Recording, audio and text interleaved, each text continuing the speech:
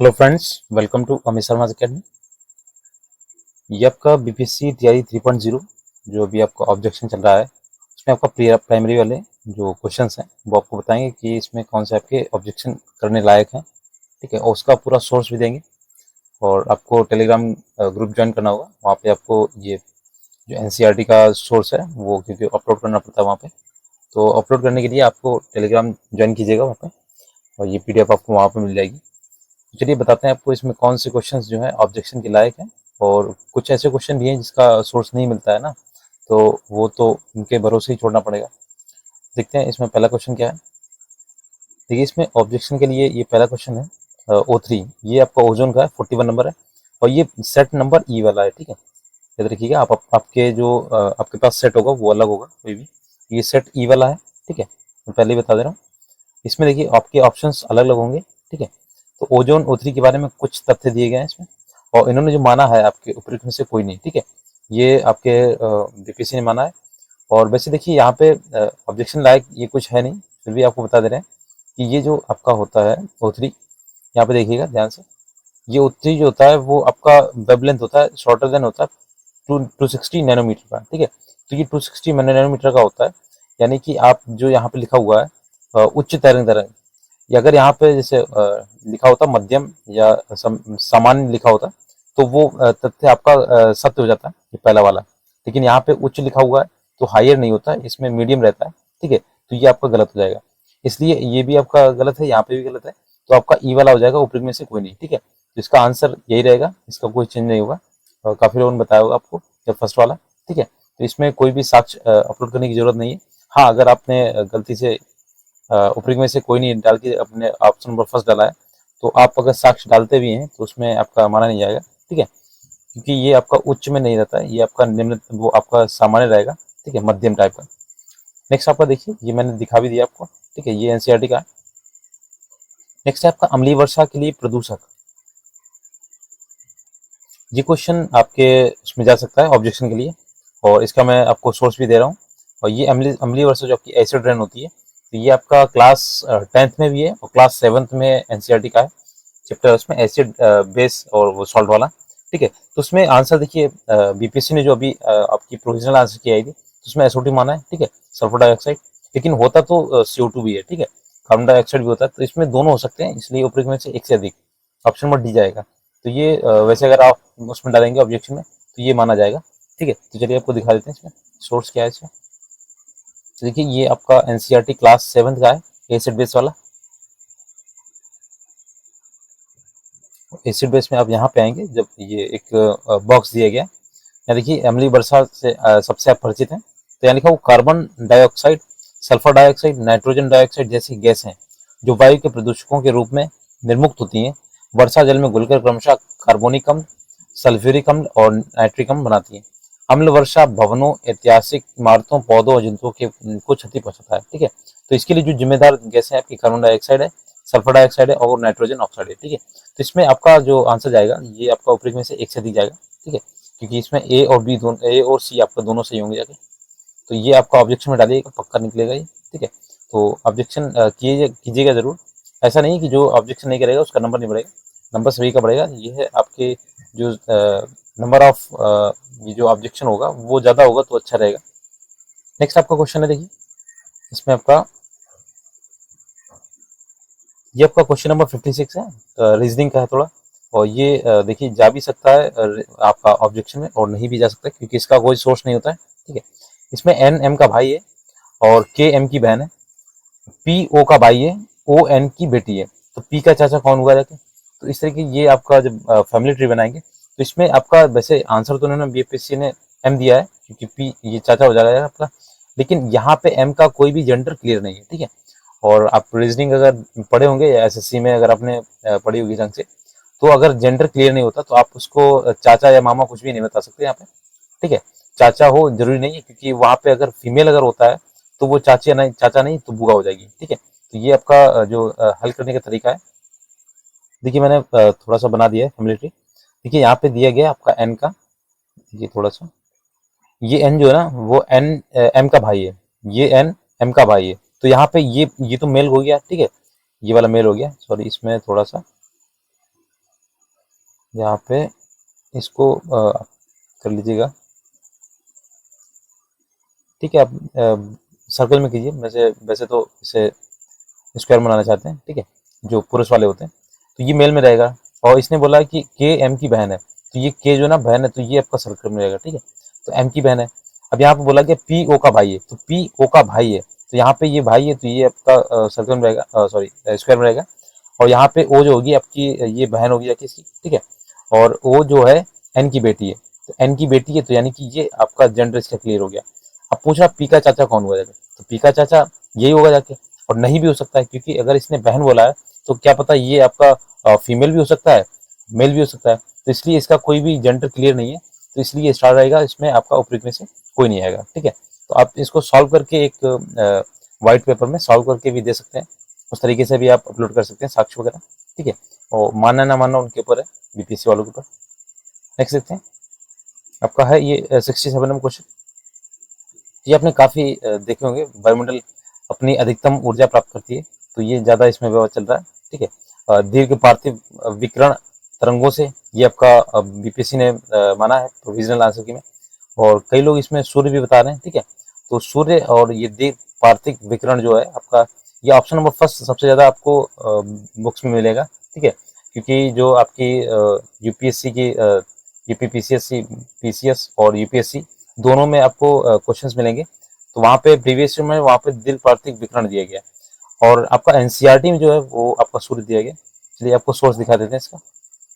ये देखिए class 11th की है, ज्योग्राफी की है, ठीक है, क्लास 11th, और ये चैप्टर नंबर 8 है, सौर विकिरण, ऊर्जा संतुलन और तापमान। इसमें जब आप नीचे आएंगे, यहाँ पे देखिए, पृथ्वी अपनी ऊर्जा का लगभग संपूर्ण भाग सूर्य से प्राप्त करती है, ठीक है। तो इसमें लगभग संपूर्ण भाग जो है आपका सूर्य से प्राप्त करता है। तो यहाँ पे यही तो पूछा गया था कि आपका वायुमंडल अपनी अधिकतम ऊर्जा प्राप्त करता है किससे, तो यहाँ पे सूर्य भी हो सकता है, ठीक है। अब देखिए दीर्घ पार्थिव विकिरण का भी इसमें दिया गया है, अगले आप देखेंगे इसका अलग अगला पेज जो है। पार्थिव विकिरण क्या होता है, देखिए ये ऊर्जा वायुमंडल को नीचे से गर्म करती है, इसे पार्थिव विकिरण बोलते हैं, ठीक है। और यहाँ पे देखिएगा, जो दीर्घ तरंगदैर्घ्य विकिरण होता है वायुमंडल में गैसों, मुख्यतः कार्बन डाइऑक्साइड एवं ग्रीन हाउस गैसों द्वारा अवशोषित कर दिया जाता है। इस प्रकार वायुमंडल पार्थिव विकिरण द्वारा अप्रत्यक्ष रूप से गर्म होता है, ना कि सीधे सूर्य तप से, ठीक है। तो यहाँ पे लिखा हुआ पार्थिव विकिरण, तो ये आपका दीर्घ पार्थिव विकिरण है, तो उससे भी गर्म होता है, तो उससे भी आपका ऊर्जा मिलती है। अब इसमें देखना होगा कि आपका क्वेश्चन जो है इसका ऑप्शन कौन सा मानते हैं। बाकी आप अगर इसे सोर्स के रूप में ले सकते हैं तो आप जरूर कीजिएगा ऑब्जेक्शन, ठीक है। और यहाँ पे तो वैसे आपका सूर्य दिया गया, ठीक है। अब जिसने सूर्य किया होगा तो उसे तो दिक्कत होगी, और जिसने पार्थिव विकिरण किया होगा उसे कोई प्रॉब्लम नहीं होगी, ठीक है। तो इसमें ऑब्जेक्शन तो जाएगा ही, ऐसा नहीं कि आपका सही है तो उसमें ऑब्जेक्शन नहीं जाएगा, तो उसमें आपको फायदा तो कुछ नहीं होने वाला, लेकिन हाँ ऑब्जेक्शन तो जो करने वाले होंगे वो करेंगे। नेक्स्ट है 79 नंबर, ये काफी ट्रेंड चल रहा है, ठीक है, 79 नंबर, और होना भी चाहिए इसमें ऑब्जेक्शन आपका। दो तीन क्वेश्चन ऐसे हैं इसमें कंफर्म आपका ऑब्जेक्शन जाएगा, और मार्क्स बढ़ने भी चाहिए उसमें। देखिए कांग्रेस समाजवादी दल की स्थापना हुई थी, तो आपका ये देखिए उन्होंने दिया है उपयुक्त में से कोई नहीं, ठीक है। ये आपका पीपीएससी ने दिया है प्रोविजनल आंसर की में। आंसर इसका हो जाएगा मई 1934 में। तो देखिए आप एनसीईआरटी देख लीजिएगा इसमें, क्योंकि एनसीईआरटी का जो साक्ष्य होता है या सोर्स होता है वो काफी ज्यादा मान्य होता है, ठीक है। तो सोशलिस्ट पार्टी, ये आपका देखिए चैप्टर ये दिया गया है, इसमें पूरा टॉपिक दिया गया। कांग्रेस सोशलिस्ट पार्टी का गठन खुद कांग्रेस के भीतर 1934 में युवा नेताओं की एक टोली ने किया था, ठीक है। यहाँ पे पूरा दिया गया, और ये अगर आप इसकी पूरी डेट देखेंगे जाके, तो इसका अगर आपके पास सोर्स हो, बिहार कुछ एक बुक आती है बिहार दर्शन टाइप की, तो उसमें वहां पे लिखा हुआ मई 1934, ठीक है। तो मई 1934 लिखा हुआ कांग्रेस समाजवादी दल की। अगर आप इतना भी सोच देंगे ना तब भी आपका ये साक्ष्य मान्य होगा, ठीक है। तो इसमें आंसर आपका मई 1934 होना चाहिए। नेक्स्ट है अगला, इसमें देखते हैं क्वेश्चन आपका रहेगा देखें, ये आपका लेटेस्ट है और आपका करंट से भी जुड़ा हुआ है। क्वेश्चन नंबर 81 रहेगा आपका, सेट नंबर ई वाला, ठीक है। मैं ई इसलिए बोल रहा हूँ कि आपको कंफ्यूजन ना हो इसमें, ठीक है। तो इसमें लिखा हुआ है कि भारत के जो नए संसद भवन है, देखिएगा, भारत के नए संसद भवन में सांसदों के निलंबन के रिकॉर्ड निम्नलिखित में से कौन सा है। तो देखिए इसमें आपका दिया गया उपयुक्त में से कोई नहीं, सॉरी, इसमें दिया गया उपयुक्त में से एक से अधिक, ठीक है। तो ये आपका जो नंबरिंग दिया गया ना, ये सब गलत है इसमें, ठीक है। और ये आपका वैसे तो ऑब्जेक्शन इसमें हो भी नहीं सकता, क्योंकि इसका कोई ऑथेंटिक सोर्स नहीं है, ठीक है। आप नेट से देख सकते हैं या फिर कोई वेबसाइट वगैरह हो, वहां से अगर आपको मिल जाए तो अगर डालना हो तो आप डाल दीजिएगा। और इसका अगर बीपीएससी संज्ञान लेगा तो इसमें आपका उपयोग में से कोई नहीं होगा, ठीक है। क्योंकि एक से अधिक इसमें आपके सही नहीं है, ठीक है, तीनों ही गलत हैं और तीनों की संख्याएं अलग अलग हैं। तो आप देख लीजिएगा सर्च करके, जो भी आपको मिल जाएगा, ठीक है। अगर मिलेगा तो मैं आपको टेलीग्राम पे उपलब्ध करा दूंगा, और आप टेलीग्राम चैनल ज्वाइन कीजिएगा, ठीक है। इसकी लिंक आपको मिल जाएगी डिस्क्रिप्शन बॉक्स में, या आप व्हाट्सएप चैनल का लिंक भी है उसमें, वहां से ज्वाइन कर लीजिएगा, तो आपको ये साक्ष्य वगैरह जो भी हैं मिल जाएंगे। नेक्स्ट आपका क्वेश्चन नंबर ये 109, ये भी काफी ट्रेंड में रहा है अभी, जब से ये पेपर आया अभी आपका आंसर किया ये 109 का है। निम्नलिखित में से किस फसल को नदी में नहीं उगाया जा सकता? तो कौन सा नहीं उगाया जा सकता? तो इसमें लिखा हुआ उपरोक्त में से कोई नहीं, सॉरी, उपरोक्त में से एक से अधिक। अब देखिए इसमें दो बातें हैं, एक नदी होता है, एक तालाब होता है, ठीक है। तो इसमें कॉन्ट्राडिक्शन यही है कि आपका इसमें बोल रहा नदी में नहीं उगाया जा सकता, आपका जैसे सिंगाड़ा है और कमल है, मखाना है, ये आपके सिंगाड़ा तो आपके तालाब में भी उगता है, कमल उसमें भी उगता है तालाब में ठहरे हुए पानी में। तो ये इसमें तो बोल रहा है कि एक से अधिक, मतलब इन्होंने तो मान लिया कि ये तीनों है ना वो आपके नदी में नहीं उगाए जा सकते, ठीक है। और लेकिन इसमें अगर आप देखेंगे कि नदी को एक तरीके के तालाब मान के चलेंगे, क्योंकि सिंगाड़ा उगाया नहीं जा सकता, यानी कि क्या उगाया नहीं जा सकता है, सिंगाड़ा भी उगाया जा सकता है, कमल भी, ठीक है। जरूरी नहीं कि उसमें उगे, लेकिन हाँ उसमें पानी है, बहता हुआ पानी हो या कुछ भी हो तो उसमें उगाया जा सकता है। तो इसलिए उपयोग में से कोई नहीं हो सकता इसका आंसर, ठीक है। और इसका कोई भी अभी प्रमाण तो है नहीं इसमें। और बाकी यूथ की एक बुक आती है, एक रैपिड टाइप की है यूथ की, तो उसमें उन्होंने अभी जो अभी रिसेंट एग्जाम हुआ है टीआरई 3.0 का, तो उसमें सोल्यूशन दिया गया है, वहां पे तो उन्होंने इसे माना नहीं है, उपयोग में से कोई नहीं दिखा हुआ वहां पे, ठीक है। नेक्स्ट देखते हैं, ब्रह्म समाज का प्रभाव मुख्यतः सीमित है। देखिए इसमें मैंने कोई सोर्स नहीं लेके आया है इसमें, ठीक है। इसमें बताना था आपको, काफी लोग दोनों बता रहे हैं इसमें, ग्रामीण और शहरी बता रहे हैं, तो ऐसा नहीं है, केवल शिक्षित वर्ग जो था आपका शहरी शहरी शिक्षित वर्ग था इसमें ब्रह्म समाज का जो प्रभाव पड़ा था, ठीक है। इसमें मैंने कुछ बताना नहीं था। नेक्स्ट है आपका, ये देखिए ये भी का रिसेंट है, आपका करंट अफेयर का है, ठीक है। निम्नलिखित में से कौन सा 3 मई 2023 से मणिपुर में जाति हिंसा का महत्वपूर्ण कारण था? अब देखिए इसमें उपयोग में से एक से अधिक दिया गया, ठीक है। और इसमें जब आप ऑप्शंस पढ़ेंगे तो इसमें लगेगा कि आपको ये सारे ऑप्शंस होंगे इसके। वैसे इसका जो मेन कारण जो है आपका मुख्य कारण, इन्होंने महत्वपूर्ण कारण पूछा गया, तो इसमें मैतेई समुदाय को जनजाति का दर्जा न दिया जाना, ठीक है। और एसटी का इन्होंने दर्जा नहीं दिया था, इस वजह से ये आपका बवाल हुआ था, ठीक है। मणिपुर में काफी मणिपुर जला था, ठीक है। तो इसमें यहाँ पे तो दे रहे हैं कुकी समुदाय के लिए आरक्षित नौकरियों में मैतेई समुदाय को हिस्सा दिया जाना, मैतेई समुदाय के पास संसाधनों की कमी, तो ये सारे कारण दिए हैं इन्होंने, उपयोग में से एक से अधिक आपका बीपीएससी ने दिया है, ठीक है। तो इसमें आप साक्ष्य के लिए आप अगर इसमें दिया गया ऑनलाइन, देखिए यहाँ पे मैंने ये आपका गूगल का सारा लिया है, ठीक है। तो यहाँ पे राज्य के प्रभावशाली मैतेई समुदाय को अनुसूचित जाति यानी एसटी का दर्जा देने की मांग को माना जाता है, ये मुख्य कारण था, मुख्य वजह थी, ठीक है। ये आपका इसमें पूरा डिटेल दिया है कि आप पढ़ लीजिएगा, ठीक है। और इसमें कुछ अलग से देखिए यहाँ पे, इसके अलावा मणिपुर में हिंसा भड़काने की कुछ और वजह भी बताई जा रही, इसमें कहीं पे भी आपका मैतेई जाति के शोषण के बारे में नहीं और कुछ दिया गया, ठीक है। नेक्स्ट है, तो आप यहाँ पे अगर साक्ष्य उपलब्ध करना चाहें तो आप ऑनलाइन का सोर्स ले सकते हैं, ठीक है। तो इसमें मैतेई समुदाय को जनजाति का दर्जा ना दिए जाने के संबंध में है, ठीक है। इसी वजह से ये आपकी जो भी था हिंसा भड़की थी। नेक्स्ट है, अगला क्वेश्चन है आपका, देखिए ये भी काफी ट्रेंड में रहा है, और इसका मुझे लगता है कि सोन नदी घाटी परियोजना मान ली जाएगी, क्योंकि ऐसा है कि इसमें ऐसा नहीं कि बिहार जो था पहले बिहार नहीं बना था या उसका गठन नहीं हुआ था, तो बिहार पहले भी था, मगध के टाइम पे भी था बिहार, ठीक है। तो 140 का क्वेश्चन है, निम्न में से बिहार में सबसे पुरानी नदी घाटी परियोजना कौन सी थी? तो इसमें तो दामोदर दिया उन्होंने, ठीक है।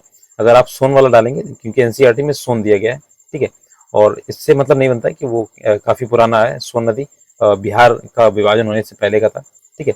तो इसमें आप सोर्स लगाएंगे तो इसमें जो भी आप एनसीईआरटी का देखिए, मैं दिखा देता हूँ, यहाँ पे दिया है मैंने, ये देखिए, काफी आपने देखा होगा कई चैनल्स में, ये आपका एनसीईआरटी का है, ठीक है। तो ये मैं अलग से डाल दूंगा। तो यहाँ पे देखिए सोन नदी घाटी परियोजना बिहार की सबसे प्राचीन परियोजना के साथ साथ यहाँ की पहली परियोजना भी है, और इन्होंने देखिए ये इस योजना का विकास जो था 1874 में हुआ था, और इसमें डेयरी के समीप पूर्व पश्चिम दिशाओं में नहरें निकाली गई थी।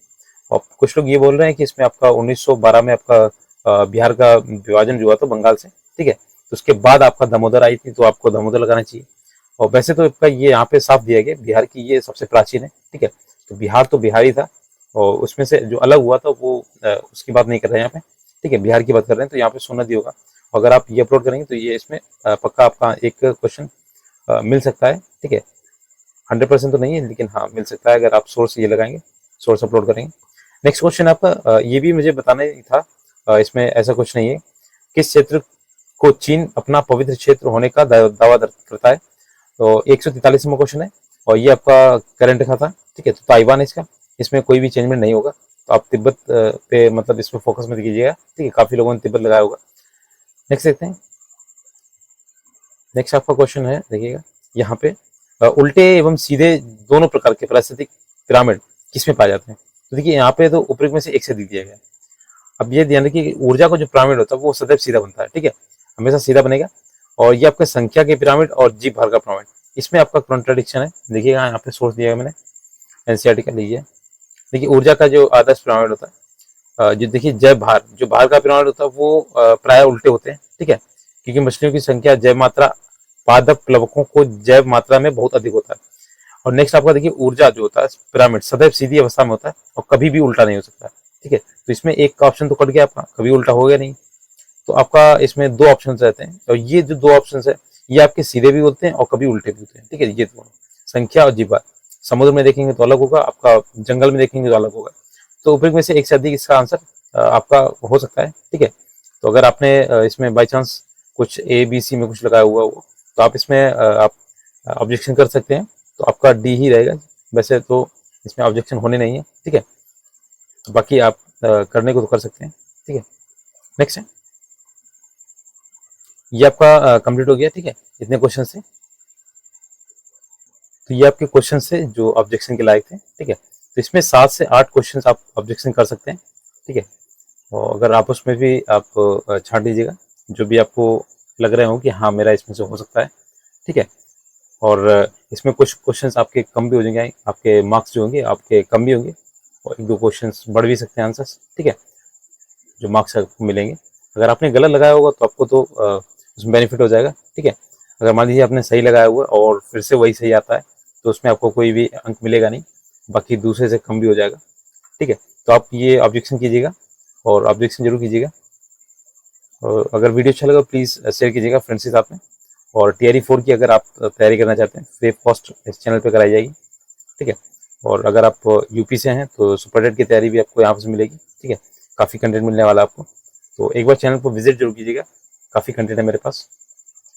और अगर आपको आपका जूनियर का अगर मैंने आपने दिया हो तो जूनियर का अगर आपको देखना है कि जो आपके अपलोड करने के लिए ऑब्जेक्शन चाहिए ना, तो मैं आपको उसके लिए वीडियो बना दूंगा, ठीक है, पूरा क्वेश्चन। इसमें ऐसा नहीं एक दो क्वेश्चन छोड़े हुए, मैंने सारे लिए हुए जिसमें भी आपका ऑब्जेक्शन होने की उम्मीद है या जिसमें नहीं होना है, तो सभी क्वेश्चन मैंने यहाँ पे लिए हुए और एक पूरा कॉम्बिनेशन बनाया हुआ है। वीडियो अच्छा लगा प्लीज़ शेयर कीजिएगा और लाइक जरूर कीजिएगा। Thanks for watching.